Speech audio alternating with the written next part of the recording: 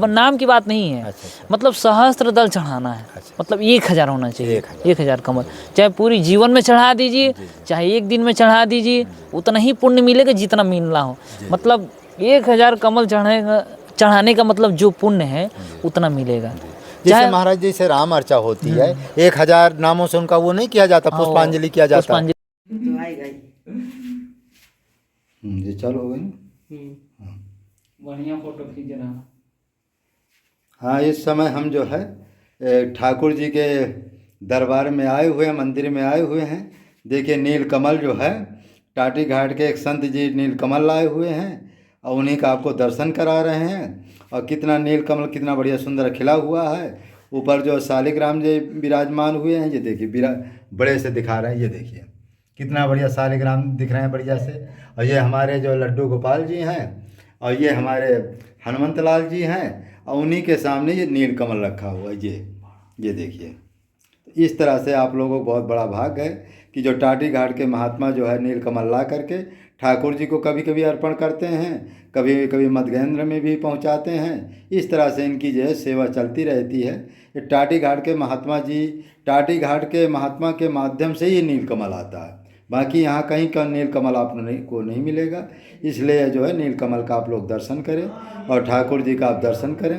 ये देखिए नीलकमल, वाह, ये नीलकमल ऊपर ठाकुर जी हैं, शालिग्राम है और ये पूरा मंदिर है। इस तरह से आप लोग बड़े भाग्यशाली हैं। जय श्री राम, जय श्री राम, जय श्री राम। विष्णु और शिव जी में युद्ध हो गया। अच्छा। और युद्ध क्या, प्रेम का युद्ध है उनमें भाई। वो ब्रह्म है, वो भी भगवान विष्णु भी ब्रह्म है और शिव जी भी ब्रह्म रूप हैं, एक ही तत्व है।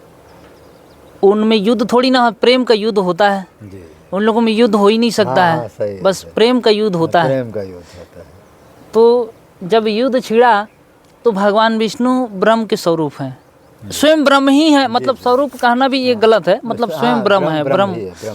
तो अब वो हार नहीं सकते हैं। और शिव जी भी ब्रह्म के रूप हैं, तो वो भी नहीं हार सकते हैं। तो महाराज जी युद्ध काफ़ी समय तक चलता रहा। भगवान विष्णु भी नहीं हार सकते थे, शिव जी भी नहीं हार सकते थे। तो भगवान विष्णु यह देखकर मतलब सोचे कि इस तरीके से यदि युद्ध चलता रहा तो काफ़ी समय तक युद्ध चलेगा, अंत ही नहीं है महाराज जी, इतने समय तक युद्ध चलता रहेगा। क्योंकि शिव जी भी हमसे नहीं हार सकते हैं और शिव जी भी सोचते थे कि भाई श्री हरि तो हमसे हार ही नहीं सकते, भगवान विष्णु हमसे नहीं हार सकते हैं क्योंकि वो परमात्मा है। तो इस तरीके से महाराज जी युद्ध काफ़ी समय तक चलता रहा। चलते चलते बहुत समय हो गया, बहुत समय व्यतीत हो गया। तो भगवान विष्णु सुदर्शन चक्र तीव्र गति से शिव जी के ऊपर छोड़े। तो शिव जी मन में विचार किए, इस तरीके से ना जाने हजारों बार सुदर्शन चक्र मेरे ऊपर छोड़ चुके हैं। तो शिव जी क्या किए, सुदर्शन चक्र को युद्ध बंद करने के लिए उस सुदर्शन चक्र को अपने अंदर छुपा लिए, समाहित कर लिए। अब यह देखकर भगवान विष्णु को भी बहुत प्रसन्नता हुआ, चलो सुदर्शन चक्र तो कम से कम हरण कर लिए, अब युद्ध समाप्त हो गया। क्योंकि भगवान विष्णु भी यही चाहते थे, यह युद्ध कब समाप्त हो। समाप्त होने के बाद जैसे सुदर्शन चक्र हरण किए शिव जी, तो भगवान विष्णु को बहुत प्रसन्नता हुआ। प्रसन्नता इसलिए हुआ क्योंकि यह युद्ध अब समाप्त हो गया। तो भगवान मुस्कुराते हुए बैकुंठ को चले गए। जब बैकुंठ को चले गए तो शिव जी भी सोचे, जब बैकुंठ को श्री हरि जब चले ही गए तब हम भी कैलाश को लौट जाते हैं। तो शिव जी भी कैलाश को लौट गए। कुछ समय बाद महाराज जी देवासुर संग्राम चालू हुआ।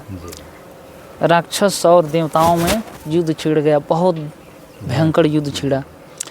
जब युद्ध चलने लगा तो देवता लोग हार गए, क्योंकि जो राक्षस थे महाराज जी वरदानी शक्ति पाकर मतलब बहुत ताकतवर थे, बहुत अस्त्र शस्त्र था उनके पास। तो देवता लोग हार गए। हारने के बाद फिर देवता लोग वहाँ से भगे, किसी तरीके से गए वहाँ बैकुंठ में। बैकुंठ में गए, भगवान से निवेदन किए कि हे प्रभु, राक्षसों ने हमको हरा दिया है, क्योंकि वरदानी शक्ति पाने के बाद हम लोग उनसे युद्ध पूर्ण रूप से नहीं कर सकते नहीं हैं। कर सकते। तो आप चलिए प्रभु, भगवान विष्णु से बहुत निवेदन किए देवता लोग कि आप चलिए, स्तुति भी की, भगवान प्रसन्न हुए। बोले ठीक है, मैं युद्ध में तो चलूँगा, लेकिन एक समस्या है। वो समस्या क्या है कि मेरा जो सुदर्शन चक्र है, एक समय की बात है कि शिव जी से मेरा युद्ध हुआ और शिव जी हरण कर लिए, तो मेरे पास मेरा सुदर्शन चक्र नहीं है, तो मैं युद्ध कैसे करूँगा? क्योंकि सुदर्शन चक्र के बिना मैं युद्ध नहीं कर सकता, ना मैं युद्ध क्षेत्र में जा पाऊँगा। तो यह बात जैसे भगवान के मुख से निकला तो आकाशवाणी हुआ, बिजली के समान आकाशवाणी हुआ कि हे श्री हरि, आपका सुदर्शन चक्र वापस मिल जाएगा। सहस्त्र दल नील कमल से पूजा कीजिए, शिव जी का आराधना कीजिए और शिव जी का अभिषेक कीजिए सहस्त्र दल नील कमल से। यही नील कमल है महाराज जी जो आपके सामने में है। ये जो नील कमल आप ये जो दिख रहा है ना, यही नील कमल है, आप देख रहे हैं स्क्रीन पे। इसी नील कमल से श्री हरि भगवान विष्णु पूजा किए थे सहस्त्र दल। तो जैसे आकाशवाणी जैसे हुआ तो भगवान आकाशवाणी को सत्य मान के और कैलाश क्षेत्र में यानी हिमालय क्षेत्र में चले गए और सहस्त्र दल नील कमल से रोज पूजा करने लगे। तो जब शिव जी प्रकट हुए, एक दिन शिव जी प्रकट हुए मुस्कुराते हुए, भगवान को अपनी सुदर्शन चक्र उनको वापस लौटा दिए।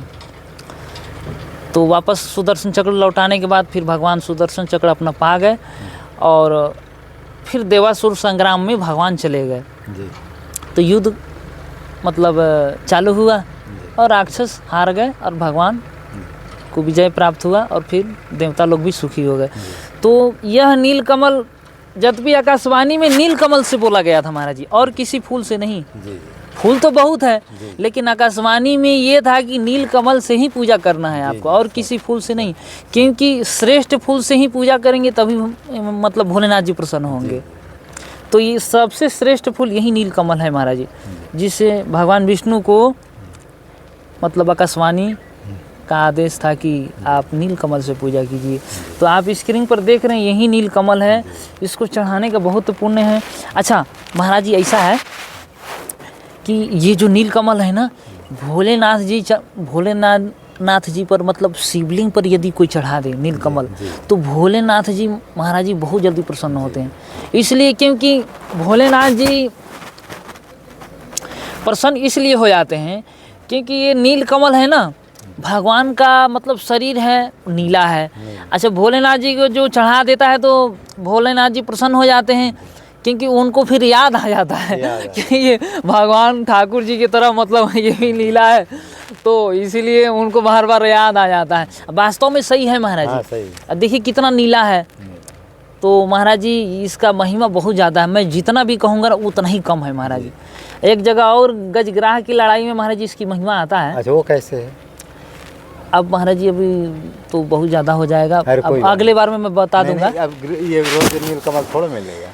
नहीं, गजग्राह की लड़ाई में महाराज जी इसकी महिमा ये आता है कि वो गज नाम का जो मतलब हाथी था और ग्राह नाम का जो मगरमच्छ, पूर्व जन्म में मतलब देवी देवता लोग ही थे, देवता ही थे पूर्व जन्म में। अब श्राप बस महाराज जी अब बनना पड़ा हाथी और मगरमच्छ, तो वैसे थे ताकतवर।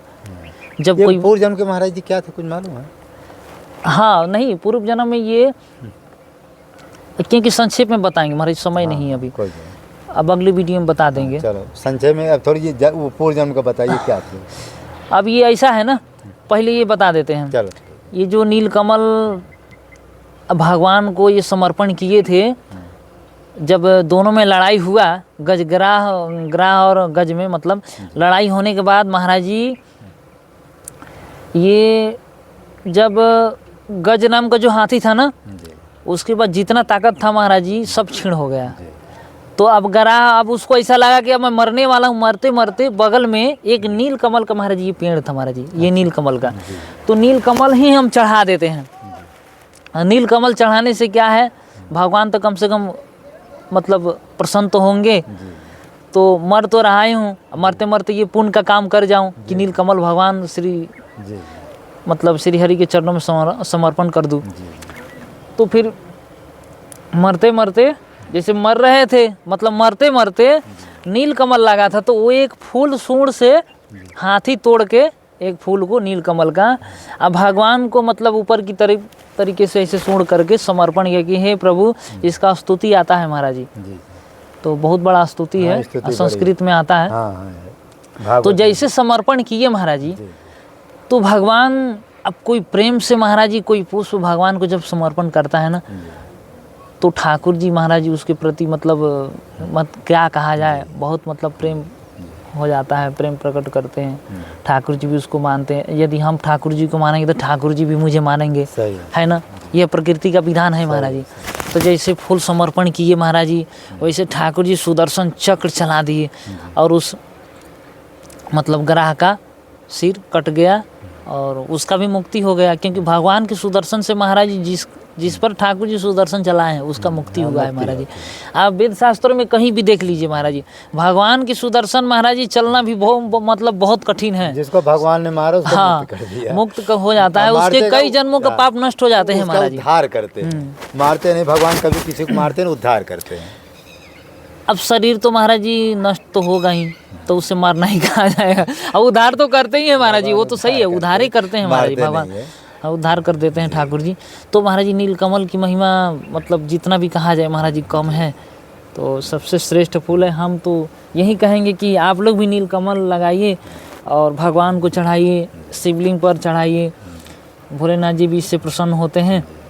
तो कल हम लोग जा रहे हैं, शिवरात्रि का समय है, तो महाराज जी भी भगवान शंकर जी को जो है, हमारे यहाँ जो मधुगेंद्र स्वामी जी हैं, वहाँ महाराज जी एक नीलकमल का जो है माने शिवलिंग में चढ़ाएंगे और हम भी चढ़ाएंगे। कुछ गाय का शुद्ध दूध भी ले जाएंगे, बेलपत्ती भी कुछ तोड़ लिया है और कुछ जो है धतूरा इत्यादि मिल जाएगा। या कल तो बहुत चीज़ चढ़ाई जाती है, जैसे बेर है, धतूरा है, जवा है, इस तरह कई चीज़ें चढ़ाई जाती है। धतूरा का फल है, फूल है, फूल भी चढ़ता है। धतूरा का फूल महाराज जी बहुत श्रेष्ठ माना जाता है। धतूरा का फूल मिल जाए ना, वो भी काला धतूरा। धतूरा तो सफ़ेद भी होता है, मैं देखा हूँ, सफ़ेद धतूरा है, सफ़ेद धतूरा का फूल। लेकिन काला धतूरा का महाराज जी जो फूल है ना, बहुत महत्व है महाराज जी उसका। उसका फूल मिल जाए यदि कोई शिवलिंग पर चढ़ा दे, बहुत महत्व है महाराज जी उसका। तो वैसे बहुत ही कम देखने को मिलता है काला धतूरा। मैं तो अपनी कुटिया पर लगाया हूँ और नीलकमल भी लगाया हूँ कुटिया पे, आपको दिखाएंगे। ये महाराज जी शिवरात्रि के बारे में आपको कुछ जानकारी है? शिवरात्रि के बारे में महाराज जी अब अगले वीडियो में बोल देंगे, क्योंकि लंबी हो जाएगी। कोई बात नहीं। कहते हैं भगवान शंकर जी के बारे में ऐसे कहते हैं, लिंग थापि विधवत कर पूजा, शिव समान प्रिय मोहिन दोजा। तो कहते हैं कि जो भगवान शंकर जी को स्थापना करता है, तो भगवान राम जी भी कहते हैं कि भगवान शंकर जी के समान मेरा कोई प्रिय नहीं है। और भगवान विष्णु जी, भगवान शंकर जी भी कहते हैं, जो रामेश्वर दर्शन करी हैं, ते तन तज मम लोक सिधरी हैं, जो गंगा जल आन चढ़ई हैं, सो सायुज मुक्ति नरपई हैं, होई अकाम जो नर तन से भगत मोर ते शंकर देई। तो भगवान शंकर जी भी कहते हैं और राम जी कहते हैं कि जो कल का दिन है, शिवरात्रि का दिन है, उसमें जो खैर माने ये पुष्प तो आपको मिलना बड़ा दुर्लभ है, क्योंकि ये पुष्प तो सगले होता भी नहीं, और कहीं कहीं तो 1000 रुपया में भी दो तब भी ये नहीं मिलेगा, क्योंकि कुछ भगवान की कृपा है। हमारे टाटी घाट में जहाँ संत जी रहते हैं वहीं ये होता है, बहुत बड़ा दुर्लभ ये पुष्प है। अच्छा, इसके बारे में एक और छोटा सा हम दृष्टांत दिए देते हैं, महाराज जी को मालूम है कि नहीं। एक बार भगवान शंकर जी कह रहे थे कि भगवान शंकर जी हमको प्रसन्न करने के लिए उन्होंने 108 जो है नीलकमल चढ़ाने की प्रतिज्ञा किया। लेकिन प्रतिज्ञा में ऐसा हुआ, भगवान शंकर जी राम जी की परीक्षा करना चालू कर दिया। लेकिन वो विष्णु रूप में थे, राम जी रूप में नहीं थे, विष्णु रूप में थे। जब भगवान विष्णु रूप में थे तब जो है भगवान शंकर जी को चढ़ाने की प्रतिज्ञा किए थे। लेकिन भगवान थोड़ा परीक्षा ज़रूर करते हैं, क्योंकि अच्छा, परीक्षा इसलिए करते हैं, जनता के कल्याण के लिए परीक्षा करते हैं। उनका ये कहना है कि हम परीक्षा इसलिए करते हैं, कल ये ना सोचे कि भगवान शंकर जी तुरंत खुश हो गए। तो भगवान विष्णु की परीक्षा भगवान शंकर जी ने की, तो उसमें क्या किया, एक पुष्प उन्होंने छिपा लिया। भगवान शंकर जी 108 में 107 पुष्प तो माने उनके पास किसी हनुमान जी या किसी ने लाकर उनको दिया, लेकिन एक पुष्प उन्होंने छिपा लिया। और जब मैंने चढ़ाने लगे शिवलिंग में तो पता चला 107 पुष्प है, 108 पुष्प हुआ नहीं। अंत में जो है भाई उनकी प्रतिज्ञा थी विष्णु भगवान की, हमको 108 पुष्प ही चढ़ाना है। अब क्या है कि अब समय जो मुहूर्त बीता जा रहा था तो सोचे अब क्या किया जाए। तो भगवान विष्णु ने सोचा कोई बात नहीं, सभी लोग हमको कहते हैं कि नील कमल, माने उनका जो नेत्र है महाराज वो भी नीला है। तो सोच रहे हैं कि जब सभी लोग हमको नील कमल कहते हैं, माने नेत्र भी उनके नीले हैं, तो उनके मन में आया कि भाई अब 108 पूरा करना है तो चलो भगवान शंकर जी को एक नेत्र हम नील कमल के रूप में एक नेत्र दान कर दे, माने नेत्र ही चला, क्योंकि सभी लोग कहते हैं भगवान विष्णु भगवान नील कमल उनका माने नेत्र जो नील कमल जैसा है। जैसे उन्होंने अपने जो है सुदर्शन चक्र से या उससे जो है नीलकमल को जो है मैंने अपना आँख को निकालने का प्रयास किया, चढ़ाने का प्रयास, उतने में भगवान शंकर जी प्रकट हो जाते हैं और कहते ये मस्त हम आपसे बहुत प्रसन्न हैं, आपने और हम तुम्हारी परीक्षा करने के लिए एक नीलकमल को हमने छिपा लिया था और अब हमको आप जो परीक्षा में पास हो गए हैं, आपको जो चाहिए सो आप हमको वरदान आपसे मांग सकते हैं। तो भगवान तो विष्णु भगवान को क्या चाहिए, उन्होंने कहा हमको जो है आप अपनी कृपा चाहिए और जब हम आपको जो जिस काम के लिए पुकारे या जो हमारी इच्छा हो वो आप हमारी पूरी कर दें। तो भगवान शंकर जी उनको माने विष्णु भगवान को आशीर्वाद देते हैं और अपनी माने प्रसन्नता जाहिर करते हैं कि हम आपसे बहुत प्रसन्न हैं, जब भी आप हमको पुकारेंगे किसी भी काम से पुकारेंगे हम तुरंत आपके पास जो है प्रकट हो जाएंगे, आपकी हर इच्छा पूरी करेंगे। फिर एक दूसरा दृष्टांत आता है कि भगवान जब राम जी जो है ये जो माने रावण को जो है पराजित करने के लिए जो है बहुत प्रयास किया, लेकिन रावण इतना बली था, उन्होंने तारा देवी को प्रकट कर लिया अपनी, माने एक तरह उनकी जो विधि होती है निषिद्ध विधि के द्वारा तारा को प्रकट कर लिया। और जब तारा देवी को प्रकट कर लिया और तारा देवी ऐसी भाई देवी शक्ति हैं को भगवान को प्रसन्न, भगवान से अच्छा तारा देवी कह भी दिया था कि जब तक मैं युद्ध क्षेत्र में रहूँगे तो कोई भी तुमको हरा नहीं सकता। अब ये होते होते अब तारा देवी से भाई बड़ी बड़ी सेना है, शक्ति है उनके पास, तारा देवी आज शक्ति भी है। तो अंत में क्या हुआ कि पूरी सेना जो है धीमे धीमे माने एक तरह से माने वो मूर्छित हो गई। तारा देवी ऐसा अपनी शक्तिपात किया, रावण की भी रक्षा करती थी। तो फिर आकाशवाणी हुई, तारा जी ने आकाशवाणी हुई कि प्रभु यदि तारा देवी को आपको बस में करना तो उसके उपाय केवल एक ही उपाय है। तारा देवी का मतलब पार्वती जी, क्योंकि पार्वती जी ही तारा देवी का रूप था। अच्छा जितनी 51 शक्तिपीठ है सब में पार्वती जी का ही अंग गिरा था और जितने अंग 51 अंग गिरे तो वहीं सब शक्तिपीठ हो गए। तो जितनी माने आदि शक्तियाँ जितनी देवियाँ सब पार्वती जी का ही रूप, ऐसा समझ, चाहे कामाख्या को ले लो, चाहे कत्यानी को ले लो, चाहे जितनी भी शक्तिपीठ है सब उन्हीं का रूप है। फिर क्या हुआ कि पार्वती जी को प्रकट करने के लिए, पार्वती जी खुश करने के लिए, तारा देवी खुश करने के लिए हनुमान जी को राम जी ने कहा कि भाई कहीं से भी हो आपको 108 जो है नीलकमल लाना है और समय बता दिए कि ये सूर्य उदय के पहले आपको नीलकमल लाना, इसके बाद हमारी पूजा स्टार्ट हो जाएगी, सुबह सुबह स्टार्ट हो जाएगी। अब हनुमान जी जब जिस नीलकमल में गंधमादन पर्वत कहाँ पर वो नीलकमल था वहाँ लेने गए, वहाँ पर भी पार्वती ने वहाँ परीक्षा किया और परीक्षा में भगवान हनुमान जी है भाई फेल होने वाले तो है नहीं है, अंत में जो है माने पास हो जाते हैं। जब पास हो जाते हैं तो फिर वहाँ से जो माने पर्वत वो होता है, अच्छा जो वहाँ का वो था माने तालाब था जिसको सरोवर कहते थे, वहीं पर माता पार्वती जी ऐसा माने माया का प्रयोग किया, पूरा नीलकमल वो हो गया, माने एकदम माने वो छिप गया। तो हनुमान जी ने सोचा कि ऐसा कैसे हो, फिर उसी समय हनुमान जी जो है माता पार्वती को आवाहन करते, फिर आवाहन से प्रकट होती माता पार्वती जी और कहती है, हनुमान जी प्रार्थना करते हैं प्रभु मैं भगवान राम जी के लिए भगवान राम जी के लिए युद्ध क्षेत्र में है और पूरी सेना जो मूर्छित पड़ी हुई है, मैं आपसे प्रार्थना करता हूँ आप मुझे अपना नीलकमल 108 नीलकमल दीजिए। तब माता पार्वती प्रकट होती है, फिर वो जैसा सरोवर में नीलकमल पहले था वैसा प्रकट हो जाता है। फिर हनुमान जी 108 नीलकमल लेकर के जाते हैं। फिर जब वहाँ जाते हैं तो फिर जैसे सुबह जो है राम जी पूजा स्टार्ट करते हैं माता पार्वती का माने तारा देवी का, तो फिर पार्वती जी फिर एक नीलकमल को छिपा लेते हैं, पार्वती जी राम जी की परीक्षा करने के लिए। अब जब छिपा लेते, जब गिनती होते होते 108 गई तो 108 होते हुए, अच्छा जबकि वो नीलकमल जब चढ़ाना शुरू किए थे हनुमान जी भी गिन कर ही लाए थे और राम जी भी गिने थे तब भी 108 था, लेकिन अब परीक्षा तो परीक्षा। फिर जैसे माने उन्होंने अपना एक एक मंत्र के द्वारा जो 108 मंत्र के द्वारा पार्वती का जो है आह्वान करते जाते थे, और पार्वती जी फोटो थी जो भी था उस समय। पहले तो जानते हैं कि आदमी उस गोबर ओबर से भी बना लिया जाता है, और ये माने जहाँ पर जो व्यक्ति रहता उसी से मिट्टी से या बालू से भी माता जी की या शंकर जी की प्रतिमा बन जाती, पहले बनाते, क्योंकि प्रतीक के रूप में बनाया गया था। जैसे जैसे चढ़ाते, जैसे 107 पूरा हुआ तब 108 वाला खैंसी। अब उन्होंने कहा कि भाई हमारा संकल्प था कि 108 ही माने नीलकमल को चढ़ाना है, अब क्या करें। तो हनुमान जी की तरफ देखते तो हनुमान जी बेचारे बिल्कुल पसीना ही पसीना हो गए कि भाई मैं तो 108 कमल लाए, लेकिन हो सकता मुझसे गिनती में जो है कुछ गलती हो गई हो। अब हमको प्रभु आज्ञा दो, मैं तुरंत अभी जा रहा हूँ लेकर के। कहा इतना समय कहाँ भाई, अब नील कमल हो गए, इतने जल्दी कैसे जाओगे, कैसे आओगे, 107 हो, तुरंत होना है, सुबह युद्ध भी होना है।